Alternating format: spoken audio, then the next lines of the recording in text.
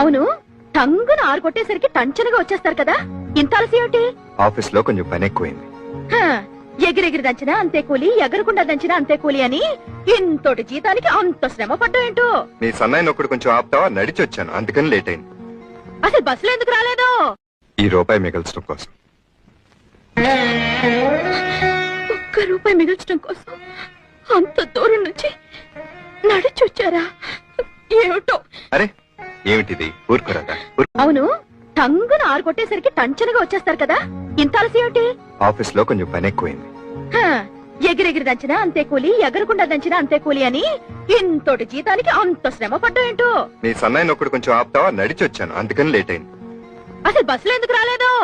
ఈ రూపాయి మిగల్చడం కోసం. ₹1 మిగిల్చడం కోసం అంత దూరం నుంచి నడిచొచ్చారా? ఏమిటో. అరే ఏమిటిది, ఊరుకోరాదా?